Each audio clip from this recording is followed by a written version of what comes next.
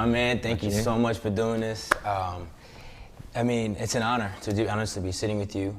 You are someone I've been following for a minute. I actually grew up loving fashion, growing up as a skater, BMX, and it kind of grew. Initially, when I first was growing up, like one of my first inspirations, believe it or not, was Mark Ecko. And me as well. For real? 100%. And so like I've always followed fashion. It's been one of the toughest industries for me to break into. I've invested in different times, different people. But it's something that for me as an entrepreneur, as an artist, I've always enjoyed it, and it's amazing what you have accomplished, man, at your age. Yeah, I appreciate that. It's really dope.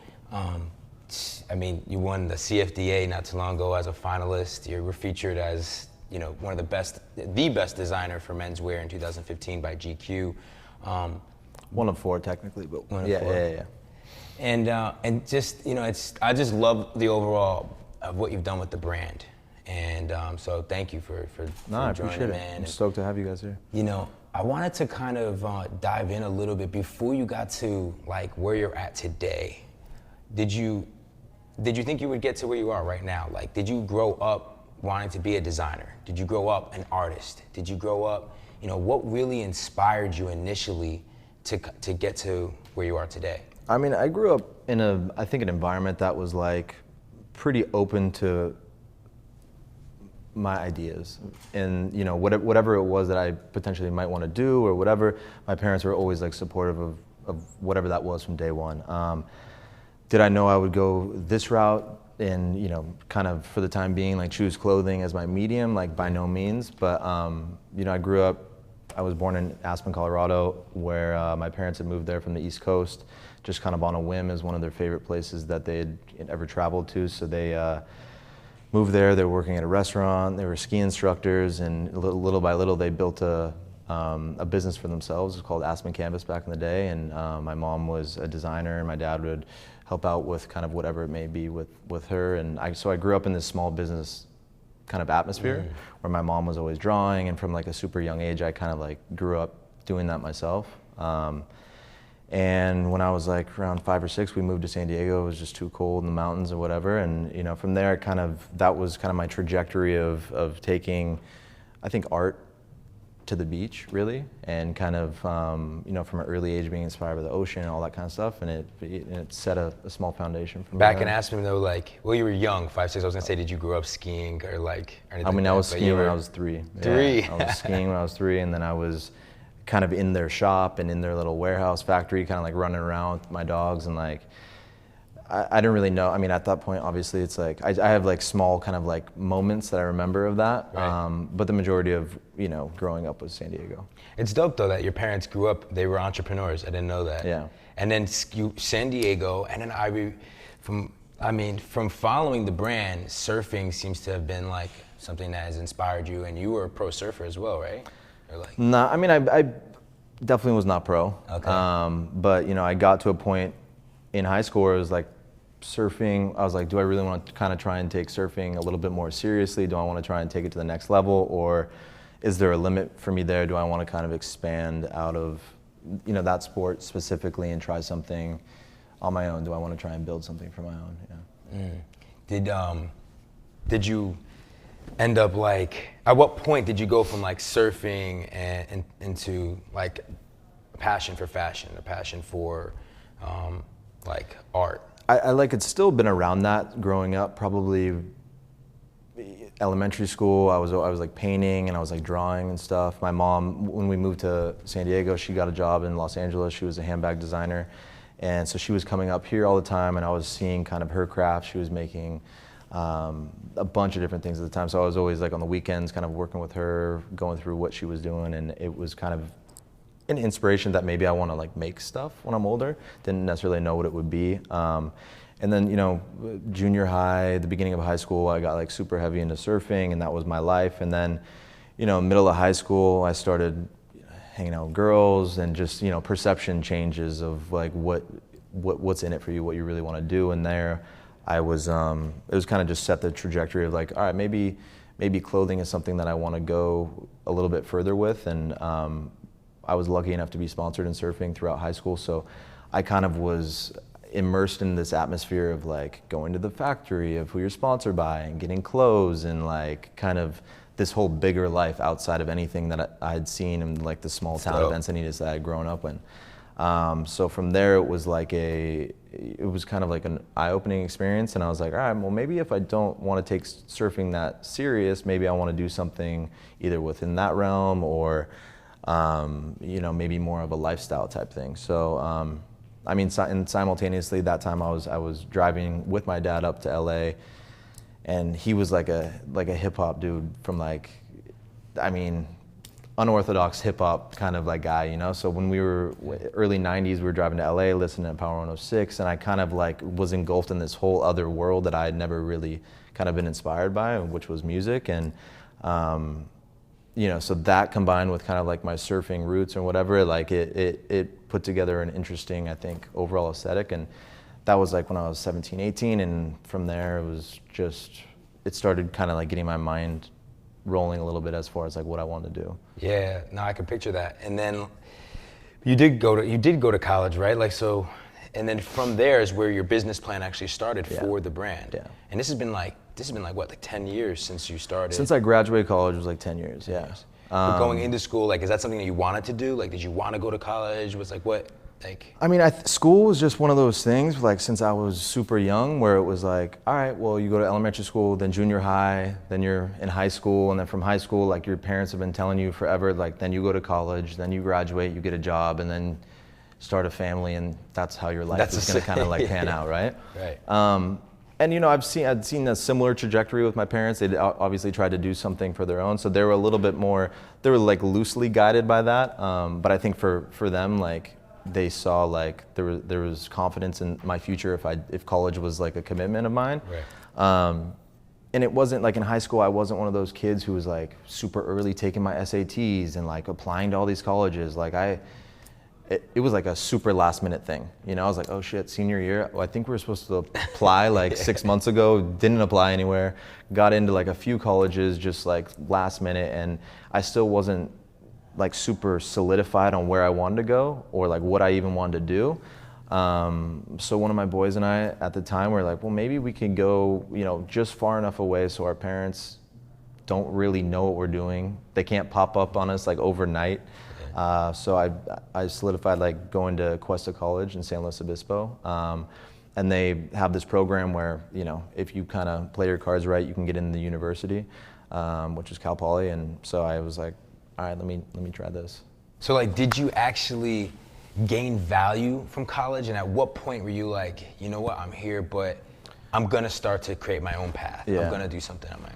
So when I moved there, I was with one of my best friends. We'd moved up there together, and we're like, all right, let's try this out, And I got up there, and it was just like, wait a second, I live by myself now. There's no one, I'm still checking in, but like, there's no one kind of like really on me about anything. And right. One of the things that my parents said, from the beginning and even through high school was that, if you get good grades, we're gonna kind of lay off you. So I was like, all right, well, if I can just figure out how to get good grades, like I can kind of finesse a situation where they're not on me about every little thing that I'm doing on a daily basis, right? Yeah. So that was kind of like my idea going to college. I was like, all right, well, if I can like just pull off like some pretty good grades and like have something that they're going to be relatively excited about, like, yo, I have a new life, you know what I mean? So 6 months into it, my best friend left. He couldn't handle it. He just couldn't handle being away from home. And I was like, bro, you're leaving? Like, all right, I'm not. And I just stuck it out. And probably about like a year and a half, 2 years in though, I was like, damn, how did I end up here? I was like, I don't really know if college was in the books for me, really. I was like, this is cool, we're like living by myself and like I have my own thing going on, but I kind of had this thing in me too where I was like, I need to get out of here and I want to start making money. I want to start kind of doing something for myself and I want to start building something, and I feel like there's a hindrance of, all right, I still need to be here for another 2 years, whatever it may be, like, is that in the cards for me? So about 2.5 years into me being at Cuesta, you're supposed to get out of there in 2. It took me additional 2.5. I was going to go to San Francisco State and I was going to study. I was going to be in I think the business department, because I went into Cuesta studying graphic design, and I'd kind of like mastered Illustrator, Photoshop, and all that kind of stuff. And one of my last professors, he's like, Chris, like, you get it, the graphic design thing, you can handle this, but are you sure you want to do business cards and menus and things like that the rest of your life? He's like, coming from experience, coming from a seasoned graphic designer, he's like, I would just make sure that's really what you want to do, you know? So from there I was like, oh shit, like maybe I don't want to do this. I'm too pigeonholed to one thing. So I started thinking about like, all right, maybe I just want to transfer into the business department, and I want to kind of like broaden my horizon if I'm really going to stick this out. If I'm going to stay in college and I'm going to do it, like I've already come so far, like 2.5 years in, I don't know if I just want to quit. Yeah. So I made the decision at the time. I was like, all right, let me broaden my horizon, kind of have like a graphic design background, so I kind of understand that. And art has been something that's been in my life for so long that I feel like my day-to-day is going to be always somewhat art related. Something within the arts I'm going to be doing on a daily basis. And if I broaden the horizon, maybe that'll give me a little bit better understanding of the business world, so I can create something and I can be more, two-sided of the brain. So I started taking business classes, and I was just like, oh my God, this is really intense, like business calculus and all these things. And I was just like, yo, like I'm in over my head. But I was just like, all right, but I just at least got to see if I can get in. And on a whim, I got into Cal Poly, the business school, the Orphalia College of Business there, kind of like at a mid-semester where they kind of like almost, you get in. It's easier to get in then than it is like the beginning of the year, the end of the year, whatever. And like, I was like, oh shit, I got in. Like, I like really have to do this at this point. So I got into the business school, and essentially you're supposed to be there for about 3 years. And that was right when I was having that thing where like, all right, I'm committed to this, I'm gonna do it, but I really wanna get out. And I essentially took like between 18 to 24 units a quarter, so I could just power through the whole thing. And I did summer school twice, and I didn't stop. Oh wow. And I got out of Cal. Fully committed, and I got out of Cal Poly in 1.5 years, which usually takes people like, depending on what kind of slow road you're on, like 2 or 3 years. And I just powered it out. And the one thing that was kind of inspiring or cool about that department was that it was they had this thing which within the business department was called independent course of study. And independent course of study, you can kind of, if you get in there, you can kind of pick and choose what classes you want. You can essentially mold your own major. So I did an emphasis on entrepreneurship, marketing entrepreneurship, and I met a really cool professor there, and he was kind of able to help me kind of mold this thing together, and we kind of were able to see what was realistic, how quickly I could get out. And I mean, I was able to do the whole college experience in 4 years somehow. I don't even know how I handled it, but yeah. And then through that, like it wasn't like you then graduated and went and got a job, or like, had an internship that like grew into, getting mentored by a designer, and then that inspired you. Like, how did you have any mentors? Would you consider that professor a mentor? Like, he was one of my mentors. There was, my parents too. They didn't really kind of come from that environment, but they were like always so supportive of anything and everything I wanted to do. And I think just having like a support system like that is extremely important, like of just being like, fuck it, if you want to go do that, like charge it, They wanted to make sure that like I was relatively on the right path, but I think they had faith that like I was at that point gonna make the right decision. But one of the things I had done, like when I had gotten into Cal Poly, is there was this whole thing like 10 years ago now, or a little bit longer, where you could get unsubsidized student loans. So if your parents, like if they were making a certain amount of money that was under a bracket which was considered that you potentially would need help to support going to college and all this kind of stuff, you could submit their financials, and through that you'd be able to get unsubsidized money, which essentially means the government will give you money. You won't have to pay anything back until you get out of school. Right. So, you could collect on this money, and then when you graduate, then you got to start paying off the student loans. With interest. Yeah. with interest. Yeah. But within college, you don't need to pay any interest or whatever. That also kills a lot of people when they get out because they don't pave their own way, and then they end up getting a job that's like capped. I mean, I agree. And I have issues with that for sure. But all throughout college, I had a full-time job, and my parents were still supporting me, whatever with what they could. So I pulled that money out, but I didn't use it, and I invested into stocks for the last 2 years I was in school. So you invested it. I took it and I invested it. Smart. So I didn't touch it, and I kind of was for the first time working with the stockbroker. I had no idea what I was doing, and I just was kind of learn by doing, and I was just figuring it out. And at the end of, did you make money or lose? I made money. That was I started the same way. And that was the one. That's how I was able to move to LA, because I had a little bit of money saved, and I had a little bit to move to LA and just be like, all right, I can kind of finesse this. Yeah, for sure. I mean, that was the way that I was able to get my career kind of going when I dropped out, was start understanding how to invest the little money that I had saved up and start getting involved in the stock market, and then. And then I just started learning about digital media and content creation, and then started little by little getting clients that I can help tell their stories, and that's kind of how I started initially my career. And you had another hustle though too, right? Didn't you also you were one of the pioneers, hustling chucks, designing chucks and stuff like that. So the end of Cal Poly, yeah, there was your senior project is within the entrepreneurship that major that I'd kind of carved out. Your senior project is create a business plan, right? Start to finish, submit within this competition or whatever, and that's your senior project. So my senior project was stamped, and what it was kind of a Nike ID type inspired business, but it was all custom shoes based on the Converse Chuck Taylor. So it was a website you could go on with a list of maybe 40 different designs that I kind of just had created, and you click on the design, it puts it up on the Chuck, you order the Chuck online, and then you get your pair of shoes. Dope. My teacher at the time was like, yeah, I don't really see any future in this, it probably is not going to be anything, and I was like, well, whatever. And he still kind of loved it, but he was like, is that scalable? Is it something realistic that you can turn into something, you know? And at the time I was just naive and well, I don't give a fuck, I'm just gonna see what happens, Yeah. And so I did that the last 6 months I was there, and then after I graduated, that was that September I moved straight to LA. But you actually launched that business and were selling chucks?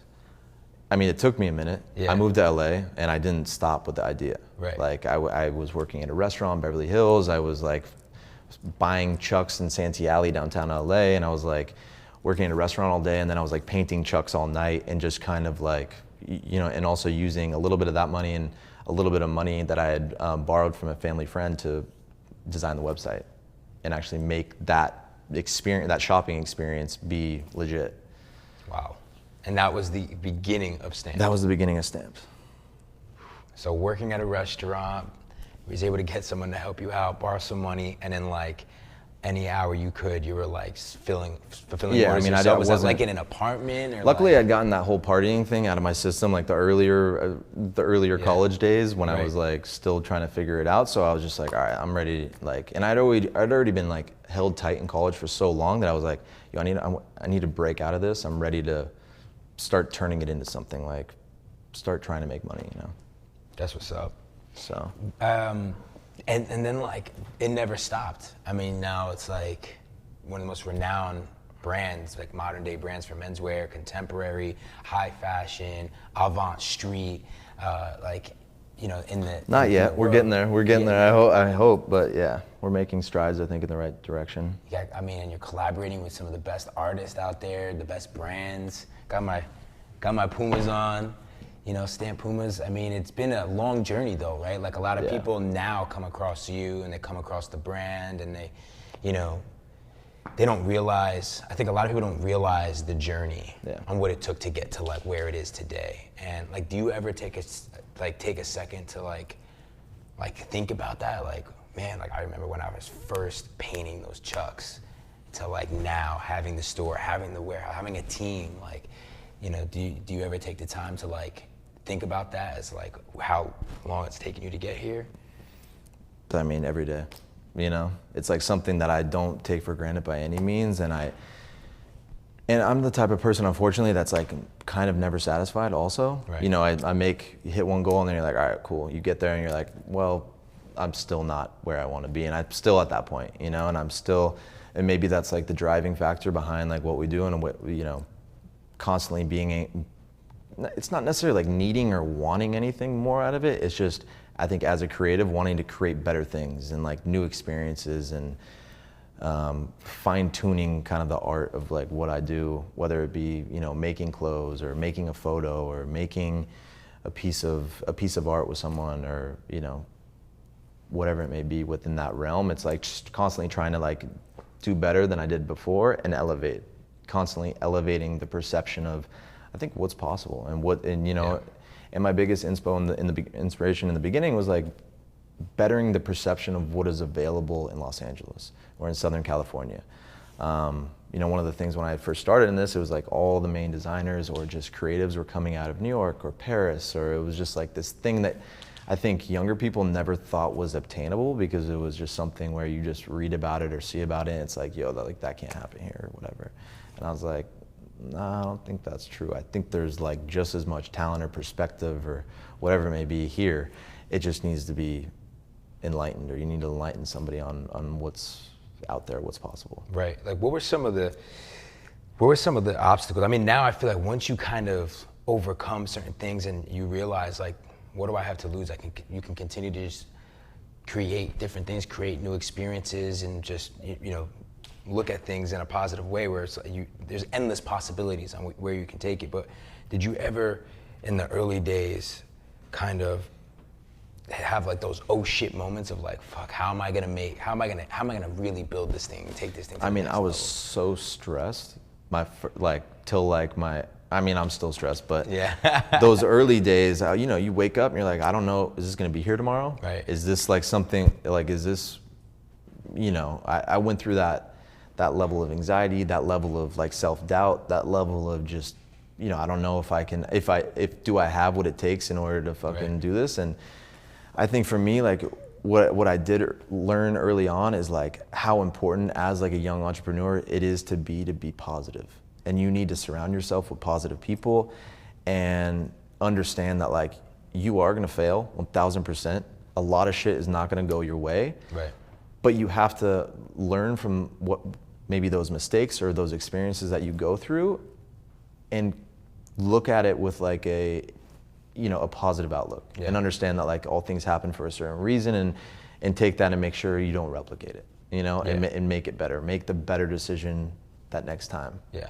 And this, like the fact that like how things will evolve, like you never know. Like when it started off as, you know, this e-commerce experience you were creating for people who wanted to have unique chucks, to now, you know, this brand that has, I mean, everything from like accessories to like customized, you know, surfboards to like, everything. I mean, it's like you said, endless possibilities. And I just think that like, that's when you realize maybe are you biting off more than you can chew type of thing. And I'm looking around like, yo, you know, but I think for this brand specifically, I wanted it to be like a fully encompassing lifestyle.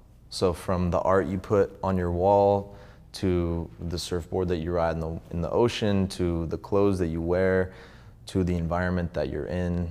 I just wanted to be able to create that kind of like overall brand experience. How did you, like your branding is one of the best, one of the best that I've seen. I mean, I personally like minimalistic, I like monochrome, like simplest, you know, like this, you know, like it's simple, but it also like very detailed.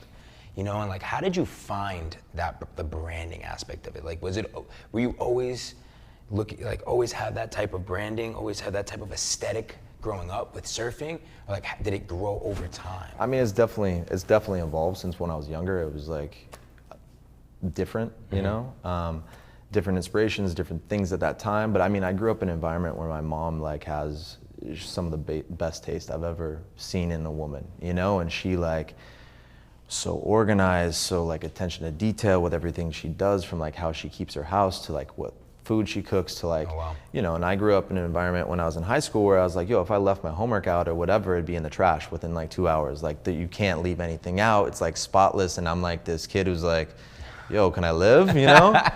So it was like a product of my environment at that time. I didn't really know anything else. Like, you know, we don't keep milk in the house because like I only drink my coffee black type of thing. Like it's just, there's a certain overall like nuances that I got from her that I think I carried into my life just by factor of being around that. Necessarily would I have like encompassed or thought about all this stuff in my life as I got older? If I didn't have that, probably not, you know? Right. So I think that's probably where it initially started. And then from there, I kind of like got addicted to it. And then I just kind of, Over time. Yeah. As like a creator who has to like, the fashion world is like, I think one of the biggest reasons I feel it's so tough is the fact that it's like constant, like different seasons constantly. The industry also kind of reminds me of, believe it or not, like when I was building Elite Daily, like I had to kind of look at the industry as a whole and be like, okay, I need to be able to stand out. I need to be able to be unique because that's the only way I'm going to be able to get a certain kind of recognition in like tech and for the VC world. And like I wanted to get involved, you know, get featured by TechCrunch, Mashable, you know, get the right PR. Even though we hated that, we had to throw like certain events to build our culture in-house and outside of the company as well. At what point did you recognize the industry, like as far as taking it from like a passion and a platform for you to create to now recognizing like the industry as a whole and saying, wow, I need to really be stand out. I need to be unique. I need to be able to get, you know, looked at from some of the real leaders in this space. I mean, I think from the beginning, I took like even going back to like my little business plan and like the idea that was in college, I think I understood the importance of the internet and the importance of probably what the potential on the e-commerce side of things would be. So that was always a pretty like main focus of like something I was not only just passionate about, but understood like I think where the future of that is going. So I've always had that as been a pretty serious tie-in to what we do. And you know, in the beginning I was like, yo, the only way that we're gonna be able to do this is to do it differently. Like we have to think differently on what we do on every level. And when I kind of rebranded what Stamped was at the time in about 2011, I was like, we're gonna focus on direct-to-consumer business only. We're only gonna kind of like talk directly to who we're making this product for, and we're gonna do something that is relatively unseasonal and something that's just special. And that was kind of for the first 2 years, we were only selling online, only doing select drops and on specific days. And you know, it was a way easier business because I didn't have a team. It was like me and more sustainable too. Yeah, not having to keep up with like exactly. And it wasn't like I wasn't dictated by big retailers of what they want or whatever it may be. But at that time, you know, it was just it was an easier thing to manage. You know, now I've made the decision to kind of like make the brand bigger, build the team, you know, up my overhead, and you know that means you know you need more sales. So from there we started opening up more stores and doing that. So we kind of still fall back into the traditional fashion realm of doing relatively seasonal drops and things like that. But I'm still like an adamant believer in doing things differently and really trying to not follow the norm of how people have done certain things in the past. It's more about believing in, I think, your vision of what the future holds for that industry or that product or whatever it may be. Right. How did you, what does culture mean to you? I mean, it's relatively overused, I think, a little bit, but it's like, because now it means like so many different things. But I think at the core of what it means is just like. What it means to you. You know, the culture, I think the culture to me specifically is like whatever environment I want to create or whatever experience I want to create for somebody else. And I think that's the culture of how we, you know, the team is, my whole team, my internal team, my team downtown or my team at the store, how it is, you know, the experience you get when you go to kind of our site, the experience it is when you come to our store, our showroom. And then on bigger level, I think it's like the core of what is allowing us to do that. It's the people that understand that, appreciate it, and buy something. Right. You know? Yeah, for sure. I mean, And like I feel like you have like a really like awesome team. Like I was blessed today to like meet with some of your team members that have been with you for a minute now and stuff like that. And you know, how important has it been for you to like go from a solopreneur with this idea, like just figuring this thing out on your own, to now having that team that supports you, that understands the brand and like adds to that vision and like overall just allows you to elevate that brand to the next level? I mean, I'm a true believer in like investing in people as opposed to investing in kind of anything else, really. Yeah. You know, and especially when you're trying to create things and you're trying to, you know, build something. So I've been super specific about who we kind of bring into our environment, and if they are here, we want them to stay, and we want them to have not only a good working environment, but you know, a good life overall. And you know, the more you are able to kind of provide on a certain level, the more people are inspired. And if you can inspire somebody to kind of like want to do something, whether it's on a creative level, on a financial level, on whatever kind of aspect they're coming into the team, and you can create a good environment for them to do that in, I think that's how you build long-term relationships. And you know, when you can see organic growth within something, I think that's something that we've kind of been pretty good at since the beginning. Has your role like changed over time? Like from like, I'm sure you're probably still super hands-on, but like, I feel like now more than ever before, like you also become like the like face of the brand, and you're like, you know, having to travel and be a part of like, I mean, you've been in Complex, GQ, Vogue. I mean, you've done so much. You're, you know, doing your shows in New York, Paris, all over. Like, I mean, how has like your role kind of like changed as like the CEO, the founder, the, you know, of Stamp, you know, now since from the beginning, and now that you have your team? Yeah, I mean, I used to be the person who designed the hat, that called the factory, that like pulled out money from the bank, that like shipped the order, that like, you know, start to finish, it was like I did everything. You know what I mean? And now I'm like, all right, now I transition out of that over the last, you know, few years now, luckily, and try and understand that I need to focus on what I feel like I'm the best at, and also bring on people on the team that are the best at what they do. Right. And I don't need to necessarily, or ideally not do everything. I need to focus on kind of like where I excel and where they excel, and understand that you have to kind of like let things go. Is that hard as like a, I mean, that was the biggest thing. That was like the biggest learning experience for me, because it's like, I'm like, no, we got to do it like that. Or no, we got to like, but at a certain point you got to stop, and you got to be like, all right, like trust. Yeah. Trust you made the right decision to bring that person on that can hopefully do it better than you and teach you something. And now that's my whole thing, is like, guys, everyone's here to relatively do a job, but I can't teach you everything, and ideally I want to learn from you just as much as hopefully you take away from this situation. Right. Yeah. And you, I mean, I know that like for the CFDA, I mean, you've designed like just even the whole proposal. That's like, every campaign that Stamp does is just like on another level, you know.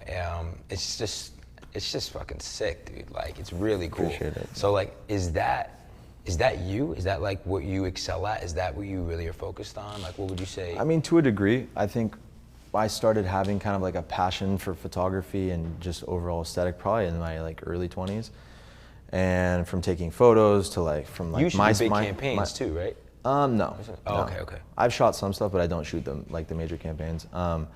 You know, from like the MySpace days, or like from when we were like just getting into that digital era of like sharing photography, and you know, I was always like pretty specific about what I shared and how we would shoot it and whatever. But you know, from then until now, like I've been able to like work with some really close friends and really talented photographers that, you know, I always work on like a synergy level with, and if there's like a vibe and we can create something together seamlessly, I think I bring a lot to the table just as much as they do. And I think if there's like a certain level of just getting it, which is probably the hardest thing to explain to somebody, or to kind of find somebody that you vibe with on that level, right. You're able to come out with art, you know. And I don't take the photos that we post or the photos that we the campaigns that we put out or anything like that lightly at all. I think that's like one of the most important things outside of like designing the clothes that we do. And it's also one of the things I think I'm just most passionate about, and maybe that's what comes through in it, is that there's just the authenticity to like what we do, and like a real specific, I think, identity with the photos. And ideally you can see something without a brand on it or without a specific logo or something, and you just understand like that's stamped. That's what's up. That's dope. Where do you find your inspiration still today? I mean, everywhere, from like the swap meet to like to music, to being in the ocean, to reading a magazine, now, right? or just traveling. You know, I think I've been able to travel a lot over the last 3 or 4 years, and I think that's added a lot to kind of see different perspectives, or how people do it, doing something in Copenhagen as opposed to Tokyo, or and just meeting new people. I think I get inspired by people, by just vibing with somebody new and like hitting a stride with somebody that you necessarily wouldn't if you weren't given the opportunity to kind of just have that conversation or whatever it may be. And yeah, I mean, it kind of comes from all over, which kind of sounds cliche, but it's talking about people like, who are like some of your inspirations? And I don't know, and that can be, you know, in the fashion industry particularly, but also like just artists, creators. Like, who are some of your peers that like you've probably built relationships with a lot of them, or if there was anyone like that you looked up to when you were getting started? Like, who are some of the people that like really inspire you? I mean, I could name like a handful of my friends in the industry are kind of like, we're all coming up together on a certain level, of which, you know, I'm inspired by all of what they do. And I think we kind of like raise the bar in regards to trying to constantly just put out something better and put out a better experience, a better product, a better level of aesthetics, whatever it may be. So there's a bunch of people within that realm that I think I'm inspired by. And then also, I mean, on a higher level, like I think one of the first things when I was younger that I had noticed, you know, and it might sound whatever referencing him, but like the Steve Jobs, you know, like how he was able to understand marketing so well and understand the attention to detail, to like the font, to that, to the logo, to certain things that came from a idea that didn't exist, you know, like just like beautifying everything that kind of he came in contact with, and understanding how important that is. I think from when I was like in college, that has always been like a really kind of like serious tie-in just to overall aesthetic and branding. Yeah, I mean, he was like on another level as far as he was just before his time, or before, you know, you just can't replicate that. That's what's up. So, I mean, it's really freaking amazing. I mean, what's next? I mean, I feel like at this point, like, you can have so much fun every day doing what you love, creating things. I mean, what are some of the things now that like? I mean, it's still serious. It's still a job. We by no means have like made it, and I think right. You know, I still have to be very serious about the decisions that we make and what we're doing and the next steps and all that kind of stuff. But for me personally, like one of the things I want to get into outside of clothing is interior stuff, whether it be not necessarily on an interior design level, but on like a lifestyle design level, where we actually are building out kind of that division of our business. I could totally see that. Yeah. Yeah, that's what's up. I mean, I want to also touch on, like, I feel a lot of the youth right now are like trying to start brands, you know, and they like, a lot of them though, I don't think understand what it takes to actually build a real brand.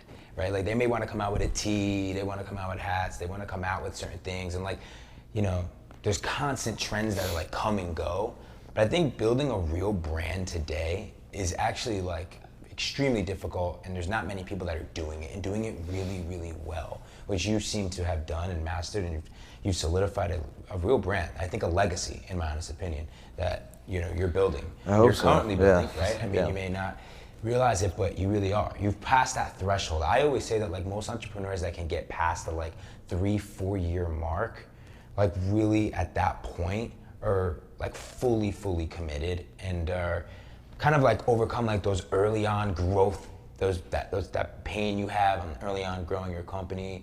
I feel like you're there now, and you're still taking it very serious. But, you know, what do you think about like what was it for the people out there right now that are like just starting out and they think, you know, they're interested in fashion, they're trying to come out with a couple things. What's the difference between just starting something that's like a t-shirt to make some extra income, create a trending product, compared to like what it takes to really build a brand, in your opinion? I mean, I think it's relentlessness. You just can't give up.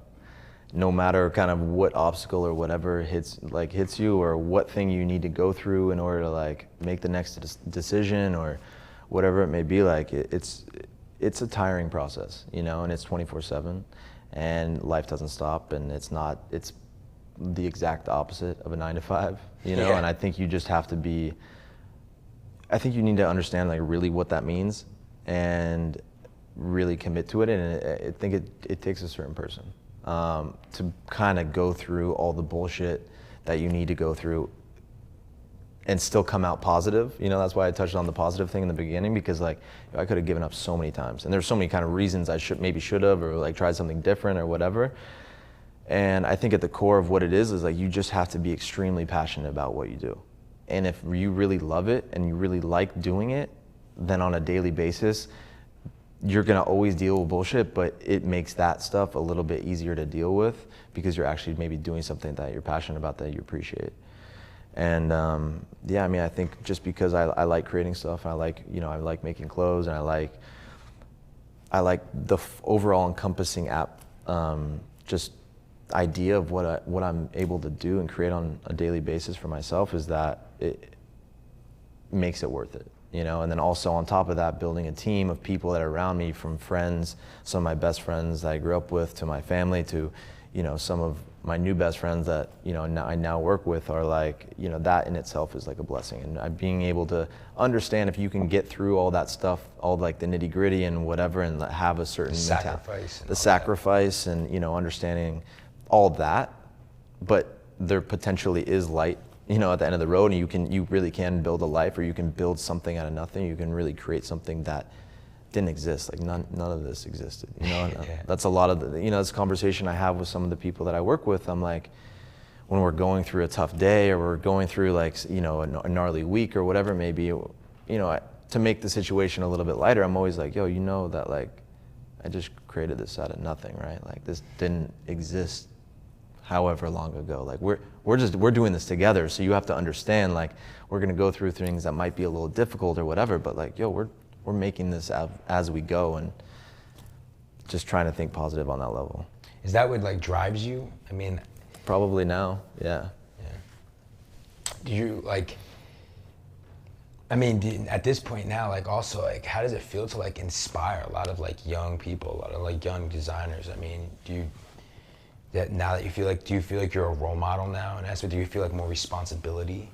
I don't know if that's necessarily hit me. Yeah. I mean, I talk to some people, and it's kind of like I have like that oh shit moment, you know, where I'm like, wow, like it's way bigger than maybe I ever thought it would be, or maybe, you know, we still have places to go and people to kind of like talk to, because it's still a relatively new thing. And but I think talking to people that really maybe have seen the trajectory of where we come from, and like what we've been able to accomplish to this level, I think is inspiring. It's definitely cool to talk to those people, and it's like, I don't know if it's necessarily a responsibility, because if I think about it too much, I might overthink it or whatever. But I mean, it's a blessing. It's like awesome. It's awesome. Is this something that you feel like you'll be doing that forever? I mean, this is like interesting. Like for you guys that don't know, I mean, Chris, you own 100% of your company, which is very rare.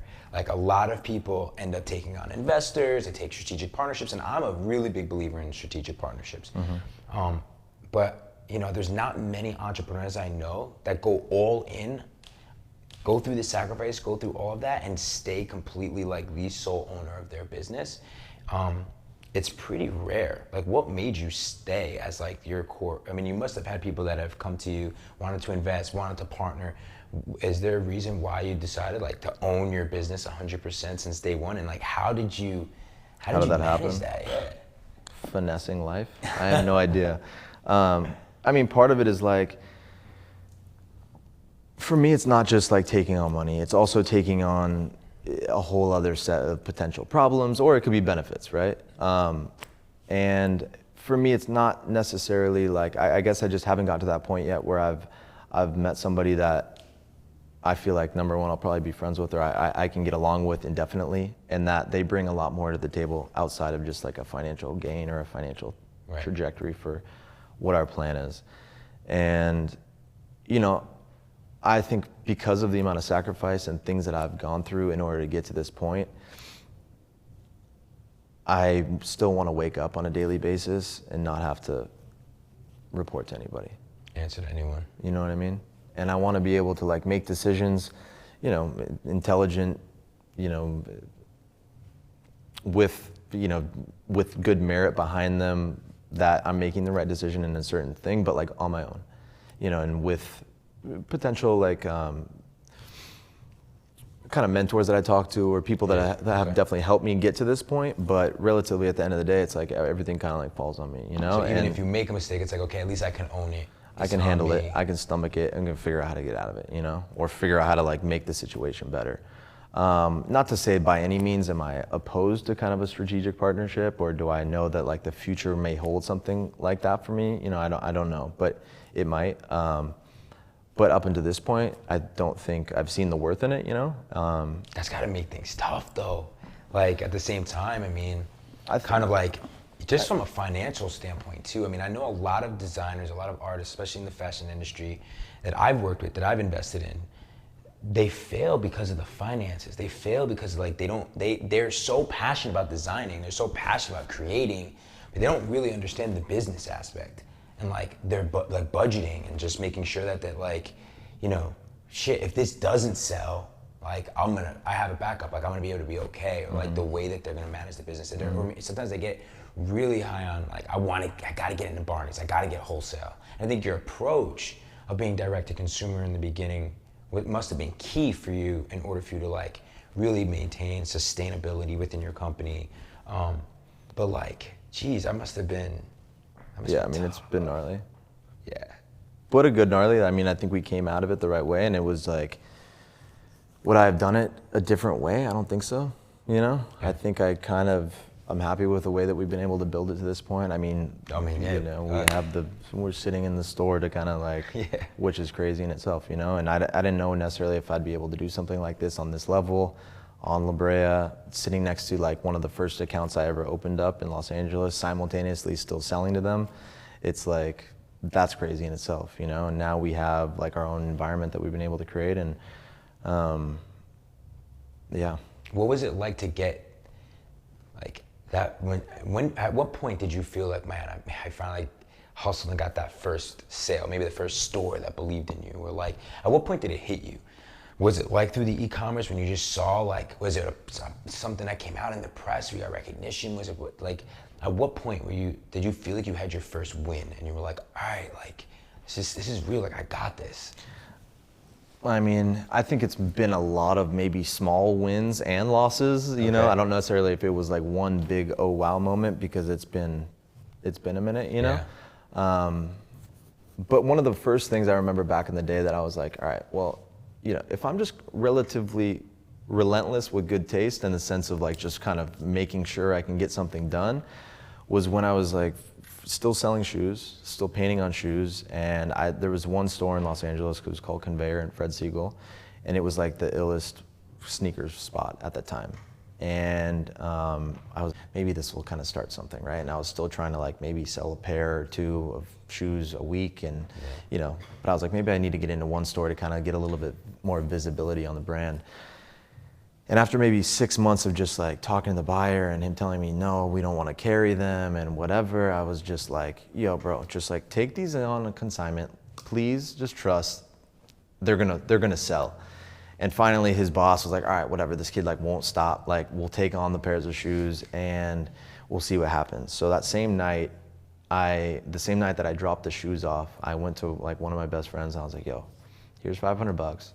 Tomorrow morning, go cop both those pairs of shoes. Yeah. And he was like, all right, got you. So he went in there that morning into Conveyor, he copped the pair of shoes, and the dude, like the buyer called me, he's like, bro, you have no idea. We're sold out. He's like, yo, we need more of the shoes. Like we've been open for 2 hours and like the shoes aren't in here. So that same week I made more shoes, brought it back, obviously, and they just slowly started selling. And I think it was maybe the perception that they had initially from like, wow, maybe these are like a thing or whatever, you know? They kind of just started selling in there, and that was like the first kind of little win to like give me a little bit more confidence to like keep going and keep kind of pushing. Wow, that's amazing.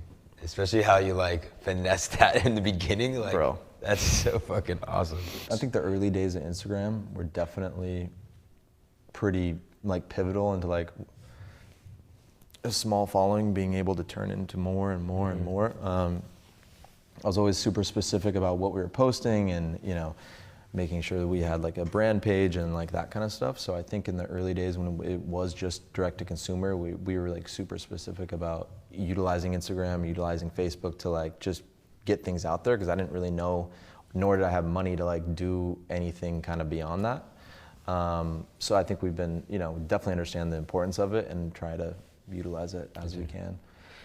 And like, for you personally, like as a leader managing this business, what are like your daily habits, your daily routine to like keep going? I mean, listen, being an entrepreneur, regardless at any level, is like extremely stressful, you know, and you know that from like the early days, but like each new level, even the bigger that you get, it's like, you know, more money, more problems, right? Like it's just more problems that you have to solve, more things you have to figure out, more chances, more responsibility, all of that.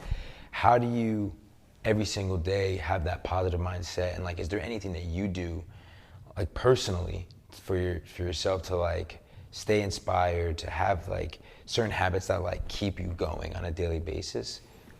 I think I mean, up until this point, I kind of understand myself a little bit better than when I was younger, kind of starting into it, because before I was just like go, and like never stopping, you know? Right. And to a certain point, I'm still like that, you know, but I think there's certain things I understand that I have to like, you know, take time for myself, and I have to like go hop in the ocean every now and then, or I have to go travel and just like clear my mind, or I have to, you know, work out, like things, relatively normal things. I think it's probably different for everybody. For me, it's just like, probably the biggest thing is just having like that moment where you're just like chilling, you can think to yourself, can like have like a moment of silence where you're just like, all right, let me just kind of center myself based on everything that I just went through over the last week, 2 weeks, whenever it may be, think about things kind of with zero distraction. And I feel like that's when your ideas, your creativity like really sparks, I'm assuming. Cause to an extent, yeah. I mean, sometimes it's when it's like that, and sometimes when I'm just like chatting back and forth with like people on my team, and like a random one thing leads to another thing, leads to another thing, leads to another thing, you know? Yeah. And how do you keep, like for me, like it's like hard to keep, like I'm a creative, and sometimes it's hard for me to like keep up with like the ideas that I have. Like, is it something that like you're constantly like making that list in your head, or do you like at home still draw designs? Like, do you do any of that stuff, or is it mostly just? I don't know. I have like the most unorthodox way of like creating stuff. It's not necessarily, I don't really like keep a list. Like I try to, but then like I like whatever, you know? I try and make like, I mean, luckily I'm at the point where I have a team, so like I really try and utilize my team with executing certain things and like putting an idea here, so like it's your responsibility to not forget about that, and when the time is right, bring it back up, and we're gonna kind of execute on whatever that was. I mean, it's all different. Did those processes that you set for your company, was that like, did you have to kind of like figure out those processes and like? To a certain extent. I mean, things were pretty unorganized back in like when I just had a few people working with me, and then slowly but surely I was able to bring on some of my friends, and one of my best friends who's kind of more of like an analytical thinker and very good with systems and things like that. So he implemented a lot of things in I think the foundation of the business that allowed us to kind of, number one, be more legit as an organization, and also two, just utilize technology to make life easier and to not forget things, and to communicate with the team better, and to, just make Stamp more fluid. That's dope. Is it like at all, are you competitive, or is it kind of like for you, it's like you're in competition with yourself, and like it's just about like pushing Stamped every single day? I think I'm just in competition with everyone. Yeah, to a certain extent, I'm definitely competitive, you know. Yeah. it's not something that like eats at me or whatever, but like I understand what's out there and like what the potential is. And, you know, I think I always try and raise the bar at which I'm competitive with myself too. Yeah. Like I'm pretty hard on myself in the sense that like I always want to make the next thing way better. And I mean, that probably adds to the drive and adds to the reason that we were able to kind of accomplish things. That's dope, man. Well, you're killing it. Stamped is like on another level. You know, I wanna definitely be like a hardcore ambassador, man. I feel like this meets my aesthetic. Please. I love it so much, man, and what you're doing and like how you built your team and just gone from literally just an idea from that first little initial plan where there was like initial even a little doubt and like hustling, you know, any way you could to paint those chucks, get them into that store, like, and then to see what it's turned into, it's like again proof of like the endless possibilities if you're able to be relentless, if you're able to just like really truly have that positive mindset, surround yourself with the right people, you know, push yourself and have that creativity aspect, and you know you're one of the greatest modern day designers of our generation, man. And I hope so. I mean, dope. People would differ, I'm sure, but we're doing our thing. And thank you. Yeah, man. I appreciate you sharing with LCL and our community, man. And I'm looking forward to seeing how the journey continues. I really do. I mean, it's already really inspiring, but like I can tell that this is still just like one chapter in the book. So, thanks, bro. All right, my G. Thank you.